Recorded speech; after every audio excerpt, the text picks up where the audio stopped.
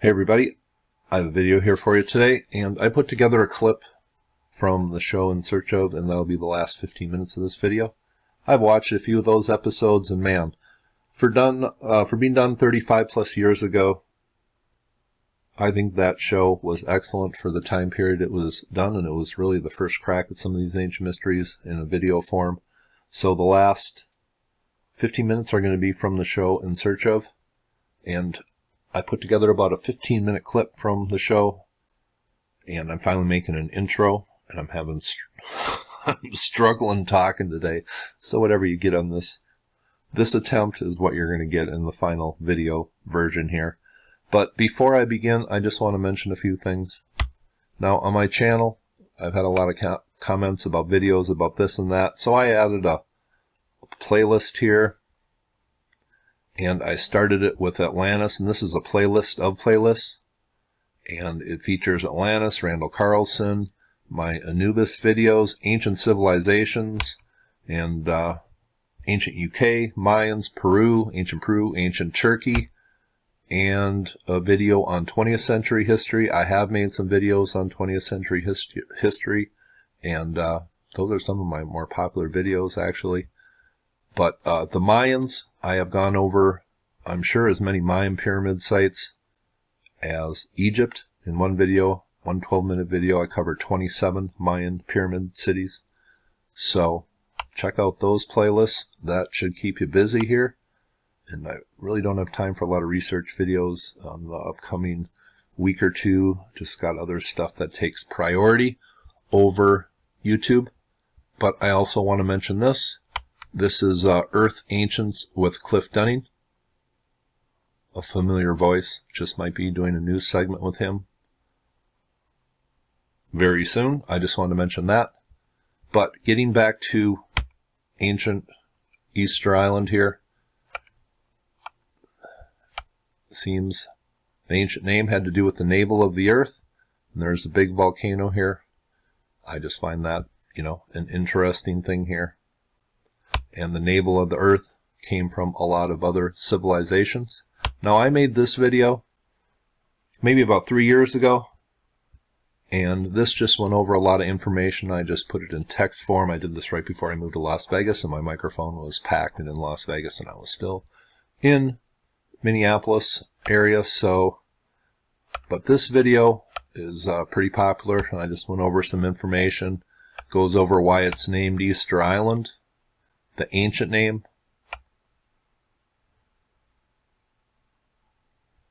meaning center or navel of the world, and there's a volcano on the island. But the thing that really proves that this place is very ancient is these Moais, and some of them have been redone today, and they go a little bit into that in that In Search Of video. But some of these are buried, and the heads stick out from maybe the shoulders or the chest up. But these are actually full statues, and it seems sedimentation has just covered them. And other theories on how these got buried, such as mudslides and other things. Dr. Robert Seach has really gone over how that is impossible because a mudslide or any, massive covering of these at one time would have knocked these over. And how long exactly would it have taken them to be covered with sedimentation? That is a great question to ask, because it would have been a heck of a long time. And it seems to be the history of this place is based just on the last 1,000 years. And two histories here seem to be muddled. But that show In Search Of goes over a connection between Easter Island and Tiwanaku in Bolivia, one of the most ancient sites in the world, and Pumapunku is right next to that. But I found that interesting in that show In Search Of. And also the connection between Göbekli Tepe and Easter Island, I think, is really undeniable. When these figures at Easter Island have their hands going around their their stomachs here, and they also have that at Göbekli Tepe. And Urfa Man here looks a lot, not a lot like, but kind of similar to the stone statues, and other things appear to be similar. And also in that clip from In Search Of, they go over some text that really has been undeciphered. And if you look at that text from Easter Island, and if those of you who are familiar with Pillar 43 at Göbekli Tepe, where there's a scorpion, a vulture, a sun disk, a glyph that appears to be maybe a comet or something, but that scorpion symbolism is found on that text in the vulture at Easter Island. So check that out on the video clip. I just found that a connection that I made instantly. And Orion, is there Orion correlation at Easter Island?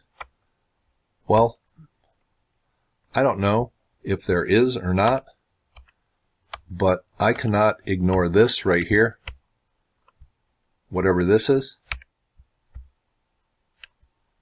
Big, off-center, smaller.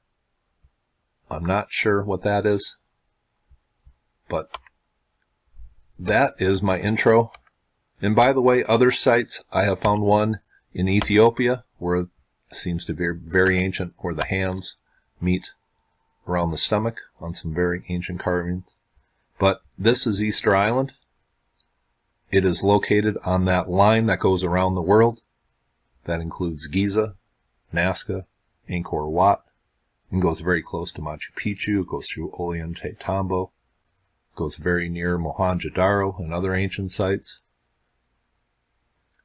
But Easter Island appears to be very ancient, and here is that clip from In Search Of. Hope you thought that was interesting. Enjoy the clip, and you all have a very nice day.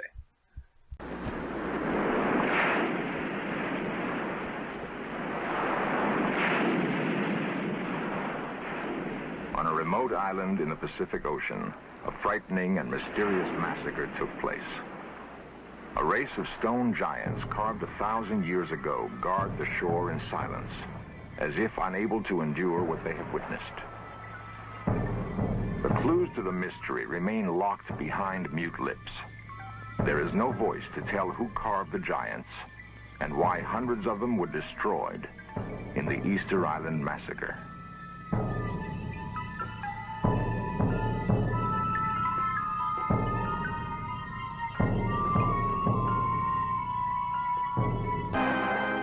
The shattered remains of the Easter Island giants defy mankind to reveal their story.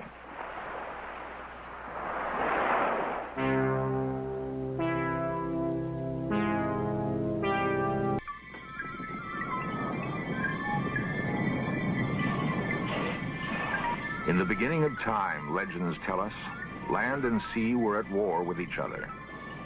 The crust of the earth exploded in fury and sent molten lava boiling into the sea. The lava cooled and hardened into black rock. Eons ago, an island was born, forged in agony and cursed with a destiny that hangs over it to this day. It is Easter Island, a jagged speck of land on the endless seas halfway between the coast of South America and Tahiti.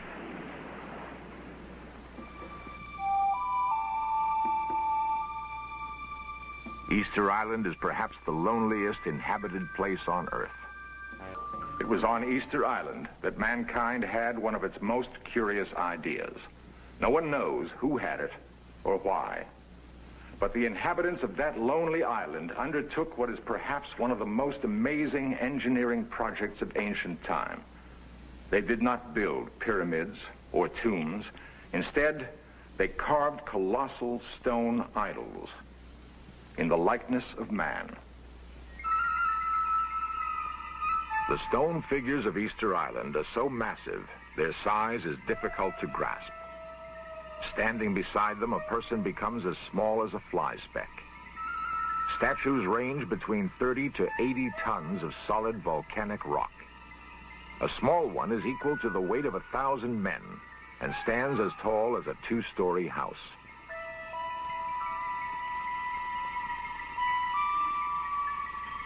They cover the entire island. Each has a unique character, some morose and brooding, others almost comical.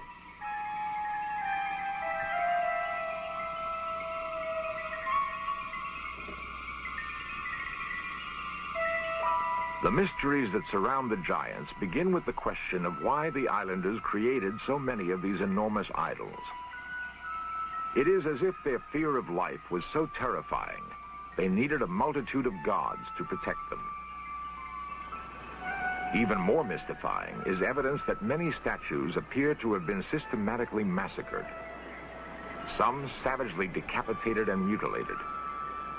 A ritual murder seems to have taken place. No one knows who did it or why.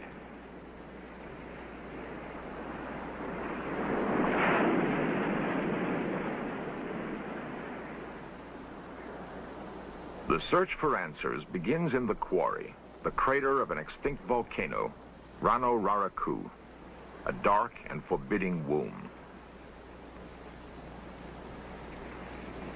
There are enough questions here to intrigue an army of scientists and fill a bank of computers. But only a handful of men have pursued the quest. Foremost in the search is Dr. Edmundo Edwards, a Chilean archaeologist who has spent the last 10 years probing the riddle of the statues. 500 years ago, the quarry rang with the blows of hammers and the rhythmic chanting of workers chipping stone.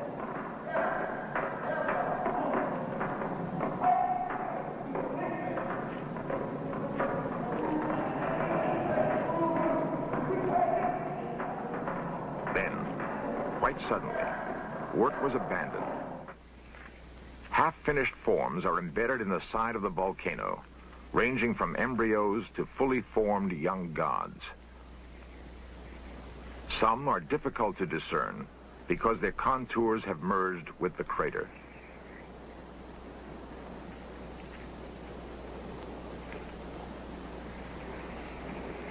Work was stopped so suddenly that the presence of the workers can still be felt. Tools lie in their place, undisturbed for centuries. Crude basalt chisels that were used to carve the expressive faces of the stone gods. Where once the sound of 1,000 hammers filled the air, now there is not even an echo. Once finished, all that remained was to sever the umbilical cord. An elaborate pulley system lowered the statues from the mouth of the volcano down the slope. Here, the monoliths were free to begin their lumbering march to the sea. Ancient legend has it that the stone gods were endowed with a supernatural power called mana, a power that enabled them to walk from the volcanic quarry to the sea.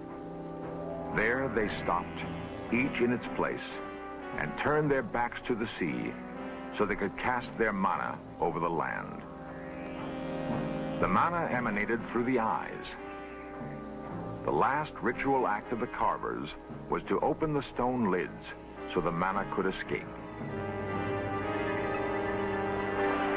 At one time, open-air temples lined the coast.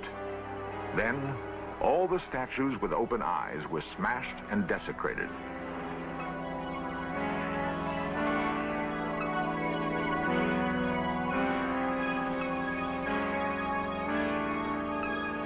The work of restoring the monoliths has only recently begun. Mario Arevalo is a topographer and one of the prime movers in the restoration project. According to the most recent count, there are over 500 battered giants on the island, and many are in the final stages of degeneration.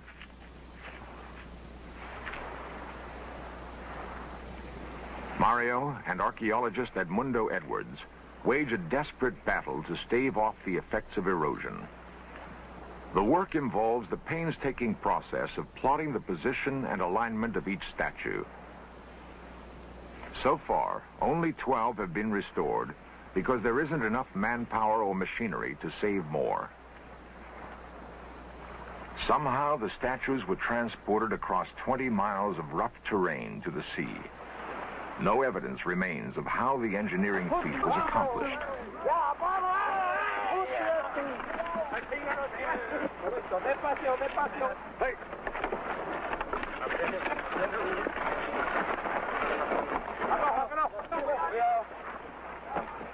A fiasco. Indeed, if the attempts of modern man to solve these incredible engineering feats meet with failure, think of the ingenuity of the ancient carvers. One may well wonder if the peoples of those early times did not have gifts that have been lost to us. The secret remains locked behind stone faces. Faces that remind archaeologists of another face staring out over its mountain kingdom. The place is Tiahuanaco, Bolivia, an ancient civilization built on a bleak plateau in the Andes. Stone gods separated by 4,000 miles and a span of at least as many years.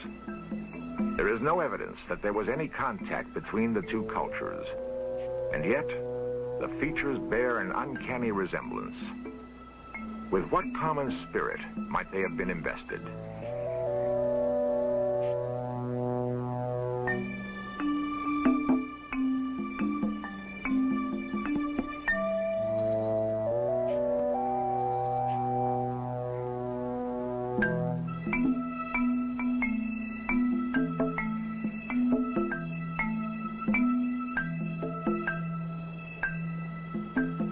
Perhaps one of the 7 written tablets found on the island contain the answer. The pictographs are like those of no language known on Earth. They have not been decoded, but anthropologists believe they tell a dark and bloody tale.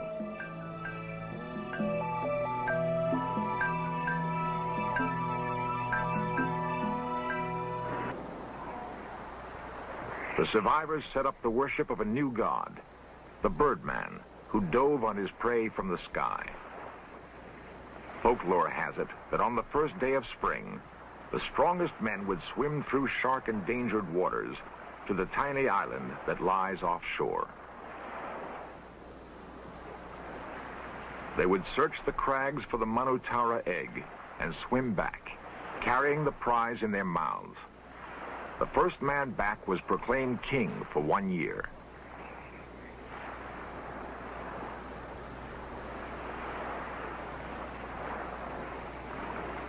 Perhaps the petroglyphs tell the story of the days that preceded the Birdman cult. Archaeologists have labored since the glyphs were first discovered in 1922 to decipher the meaning of the bizarre symbols.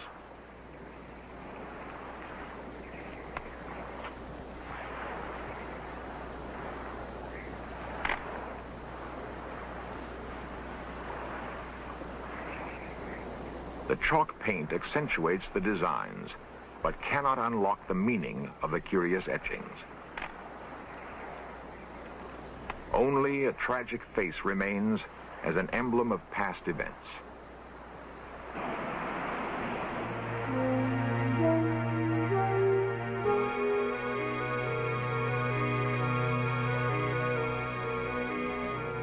Her story bears the epic ring of heroic battles and great conquests.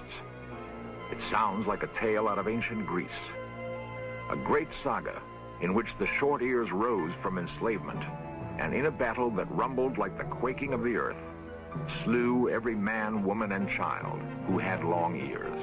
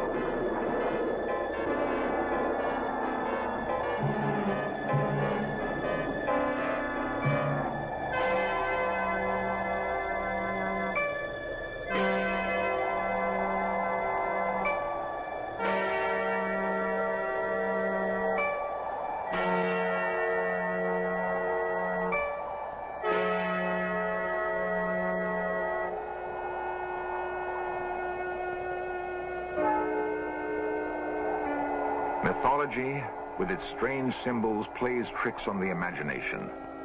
But it springs from real events that once occurred. And there is little doubt that the events on Easter Island have been bloody and tragic. The tragedy was matched by the fate of the islanders and provides a final clue to the Easter Island mystery. History records that thousands of natives died under the guns of their conquerors and from the dread diseases brought with them.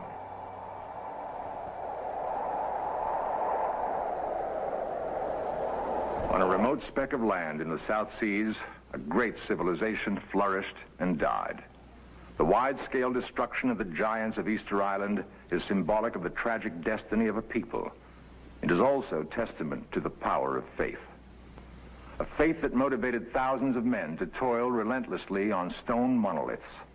And a faith so strong that when it was lost, it may have driven them to turn against their own gods with a terrible vengeance.